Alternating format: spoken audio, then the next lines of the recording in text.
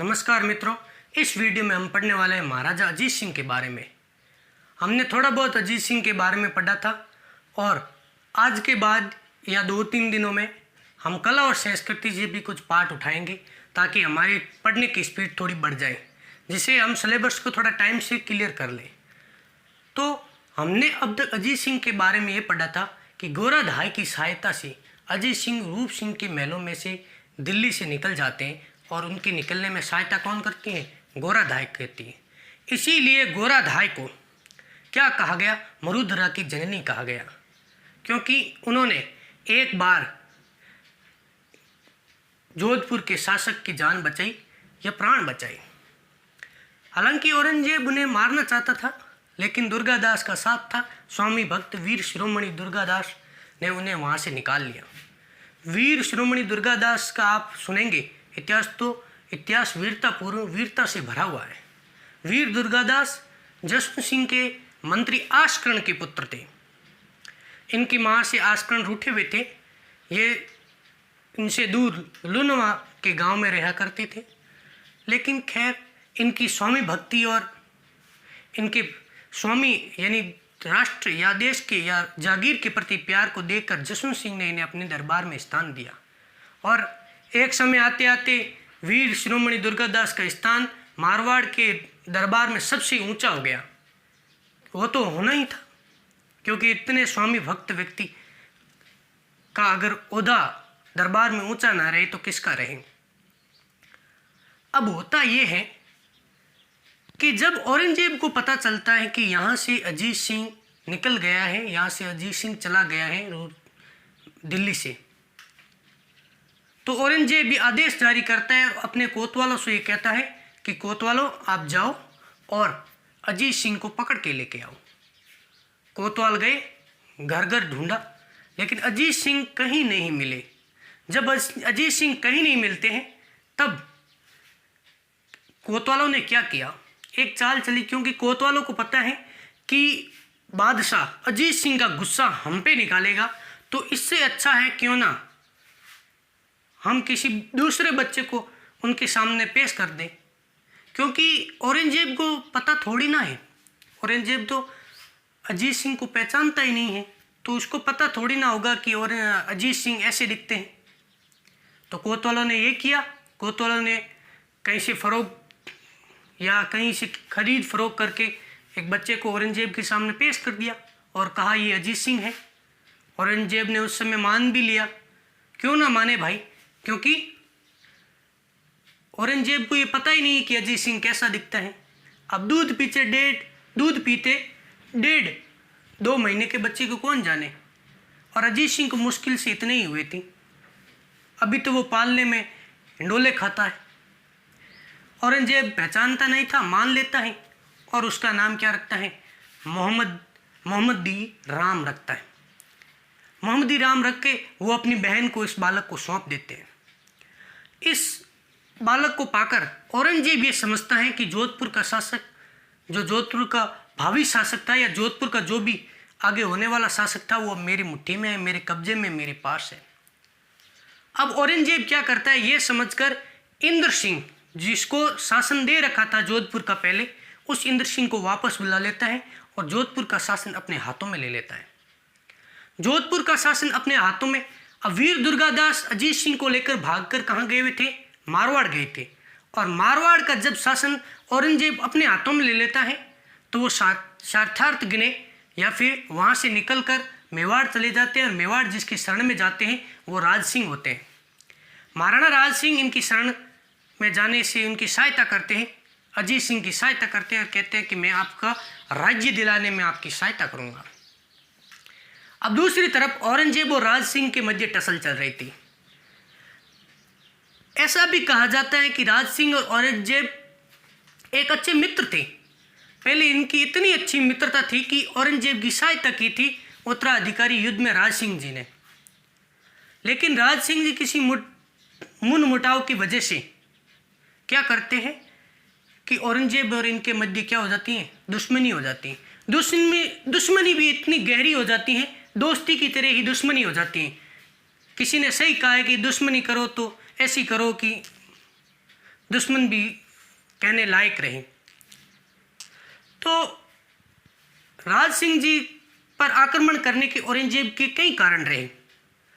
एक तो कारण ये रहा कि जिस लड़की से औरंगजेब शादी करना चाहता था, जो कि किशनगढ़ की मान सिंह की बहन थी चारुमती, उसके साथ औरंगजेब शादी करना चाहता था, लेकिन राज सिंह से प्यार करती थी चारुमती। और चारुमती जी खत लिखती हैं, अब वो पता नहीं खून से भरा था या स्याही से भरा था, जो भी था खत लिखा। और खत लिख जब राज सिंह के पास पहुंचा तो राज सिंह उसे पढ़कर चारुमती को आते हैं और औरंगजेब से पहले पहुंचकर उसे वहां से विवाह करके ले जाते हैं। एक तो उस बात का गुस्सा, दूसरा कि औरंगजेब ने जजिया कर चालू किया। अगर आपसे ये पूछ ले कि भारत में किस मुस्लिम शासन ने सबसे पहले जजिया कर चालू किया, तो मोहम्मद बिन कासिम था। अगर पूछ ले कि भारत में किस शासक ने विधिवत रूप से सभी पर, यानी पहले सभी पर ये कर लागू नहीं था, लेकिन किसने विधिवत रूप से बच्चों, बूढ़ों, महिलाओं पर भी ये कर चालू किया, तो वो फिरोज शाह तुगलक था। अकबर जजिया कर को बंद करता है। जजिया कर का मतलब क्या है कि गैर मुसलमानों से लिया गया कर, जजिया कर। अकबर इस जजिया कर को क्या करता है, बैन कर देता है। वो इसे गलत मानता है। अकबर का कहना था कि जजिया कर गलत है, पहले चालू था, बंद किया जाता है, फिर चालू किया जाता है, फिर अंत में अकबर द्वारा बंद कर दिया जाता है। लेकिन जब औरंगजेब का शासनकाल आता है तो औरंगजेब इसे वापस चालू कर देते हैं। और जब औरंगजेब जजिया कर को चालू करते हैं, ये प्रारंभ करवाते हैं, कर लेना चालू करते हैं, तो राज सिंह इसका विरोध करते हैं और धमकी भरे खत लिखते हैं औरंगजेब को। एक तो इस बात का गुस्सा हो गया, एक जिससे औरंगजेब शादी करने वाले थे, विवाह करने वाले थे, उसे भगा कर ले गए। और तीसरे इस बात का कि औरंगजेब ये चाहता था कि जोधपुर मेरे हाथ में रहे, मेरी मुट्ठी में रहे, लेकिन राज सिंह उसी अजीत सिंह को शरण दे देता है। तब औरंगजेब राज सिंह पर आक्रमण करते हैं। राज सिंह पहाड़ों में चले जाते हैं, लेकिन वो हमने मेवाड़ में पढ़ लिया था उनके पूरे युद्ध के बारे में।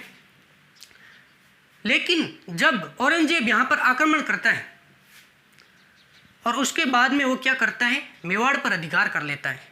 लेकिन उस समय बाद में मेवाड़ के शासक कौन हुए, तो जय सिंह हुए।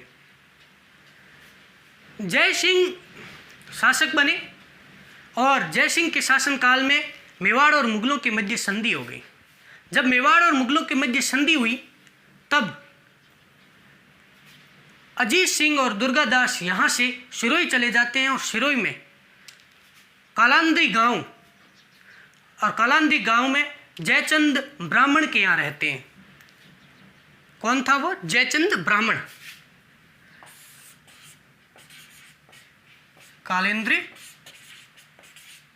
कालिंद्री गांव में रहते हैं और जयचंद ब्राह्मण के यहाँ रहते हैं।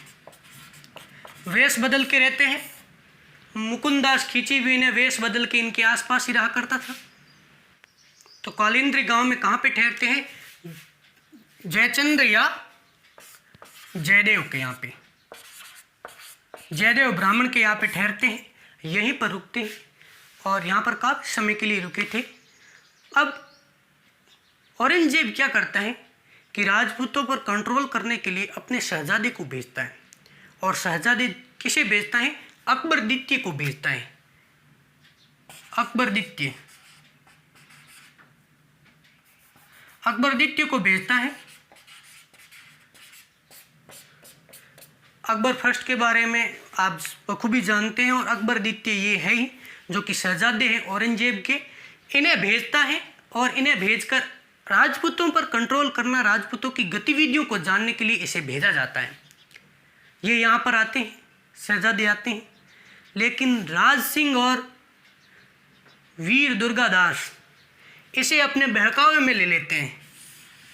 इसे बहलाते फुसलाते हैं और कहते हैं कि तुम्हारे पिता औरंगजेब इस मुगल साम्राज्य का सर्वनाश कर रहे हैं। वो धीरे धीरे सभी को विरोधी गतिविधि करके अपने विपक्ष में खड़े कर रहे हैं, और इसके बाद अगर आप मान लो दिल्ली के बादशाह बनते हैं तो आपका कोई फ़ायदा नहीं है, क्योंकि आपका आधे से ज़्यादा आपका साम्राज्य चला जाएगा, वो आपके पिता की वजह से चला जाएगा। तो आप ऐसा करें, इनसे कहा गया दुर्गादास की तरफ से और राज सिंह की तरफ से, कि आप ऐसा करें, खुद को बादशाह घोषित कर दें और हम आपकी सेवा में उपस्थित हैं, हम आपके साथ हैं। तब अकबर द्वितीय वादा करते हैं अजीत सिंह जी से कि मैं अगर दिल्ली का बादशाह बनता हूं तो मैं तुम्हें जोधपुर वापस दिला दूंगा। और राज सिंह जी से ये कहते हैं कि अगर मैं दिल्ली का बादशाह बनता हूं तो कुछ परगने आपको मैं भेंट स्वरूप दूंगा। तो ये सभी इनके द्वारा वादे किए जाते हैं। और ये 1 जनवरी